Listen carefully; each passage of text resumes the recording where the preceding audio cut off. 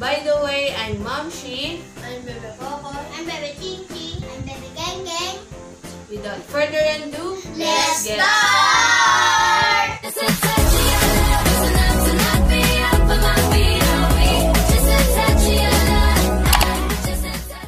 Number 1. Mayabang na kaibigan. So, yung iba, kung ano meron sila, pinagmamayabang pa nila. Kung meron silang cellphone, bagong cellphone, pinagmamayabang nila. Kung meron silang bagong damit, bagong shoes, gano'n, pinagmamayabang pa nila. Imbis na, yan na lang nila sa sarili nila and pinagmamayabang pa nila sa iba nilang kapwa-tao. So, yan, katulad ng video na to. Uy, Geng! Ching! Meron akong bagong cellphone. Dati ko, bagong laro. Wow! Meron din akong bagong damit. Binili ako. Ang dami-dami. Wow! Ang yaman nyo naman!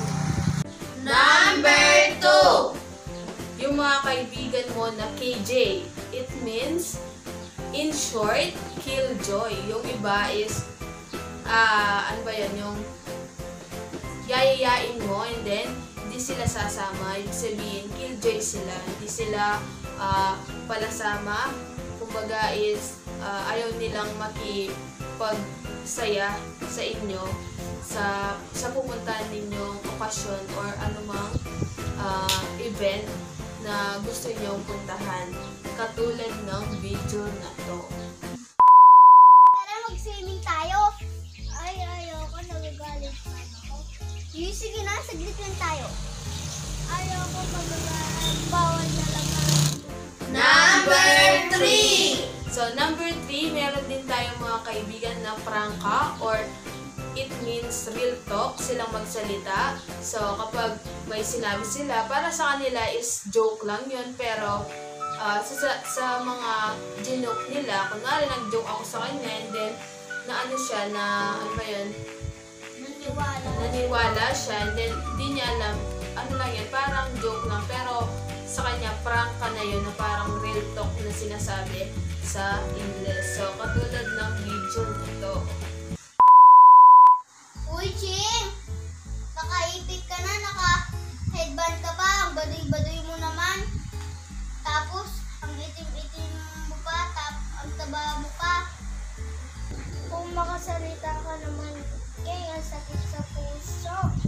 Number 4! Masungit. Meron tayong mga kaibigan na masungit. Meron sila pero pinagdadamot nila.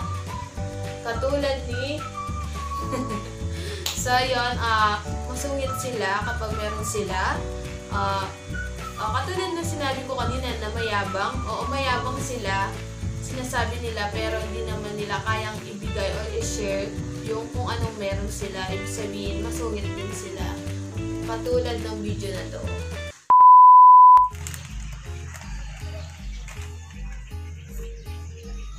Uy, Keng, pahinga naman. Favorite ko yan. Ayaw mo. Bumili ka na lang. Wala nga akong pera eh. Ayaw! Agad mo. Akin lang to. Number 5. Kuraot o mapanghingi. Ibig sabihin, kabaliktaran nung masungit. Ay, hindi siya kabaliktaran pa. Ayan.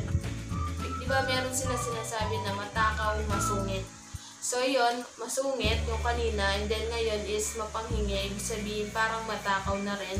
Kung anong meron yung isa, hinihingi lagi. Kung ano yung nakita niya, hingi-hingi. Ganon.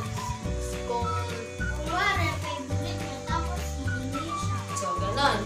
Katulad ng video na to. Ay, Keng, pahingin naman yan. Sige.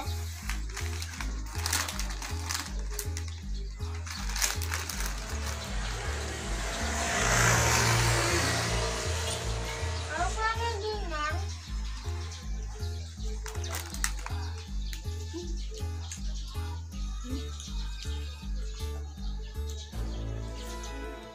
Ay, bakit ganyan? Sa'yo na nga lang yan, lahat. Kinuha mo na lahat eh.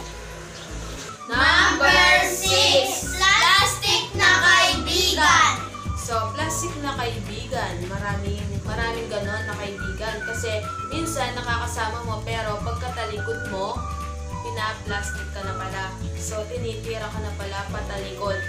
So, yun, mabait siya kapag kaharap mo. Hindi mo alam kapag nakatalikod, iba na pala siya magsalita sa iyo. Katulad ng video na to. Ay, King, ang ganda-ganda mo naman. Ang puti-puti mo pa. O talaga? Thank you. Follow mo naman ito. Pangit-pangit mo lang. Number 7. Magastos. Magastos? Kasi marami naman talaga tayong kaibigan. Lalo na kung meron silang pera, ano-ano yung mga binibili nila. So, meron tayong mga kaibigan na magastos. Uy, King, tignan mo yung mga binili ko. Ang sarap-sarap. Ang dami mo naman binili. Ang gastos-gastos mo. Dako mo naman sa mga chichirya. At least, puro clover siya katuba. Number 8! Mapagtanggol. Ibig sabihin, kapag meron akong kaaway and meron akong kaibigan, then ipagtatanggol nila ako. Kasi kaibigan nila ako or barkada nila ako, kaya ako ipinagtatanggol. Katulad ng video na to.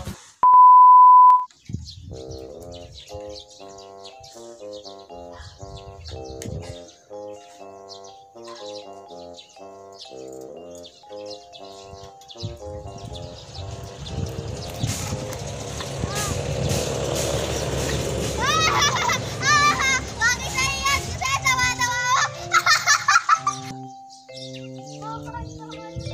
ako ng babae ko, no? Nasaan? Yan, no?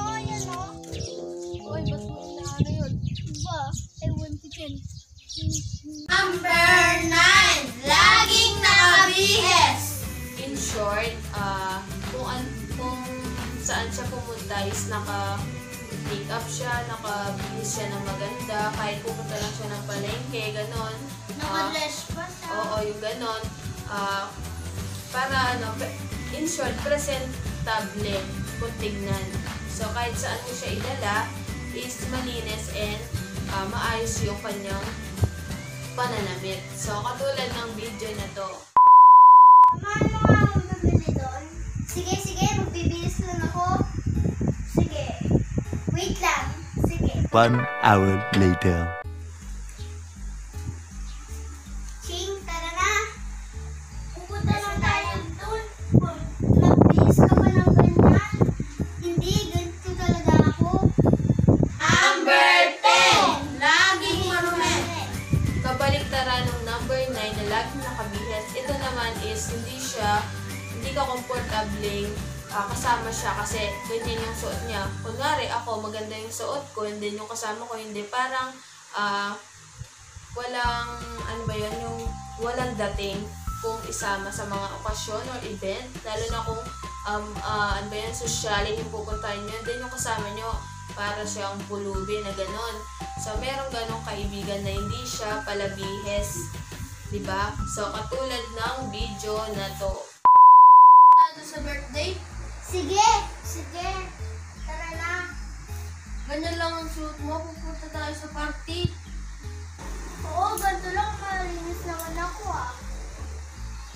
Tignan mo nga yung tsura mo. Hindi mo mukhang pang party.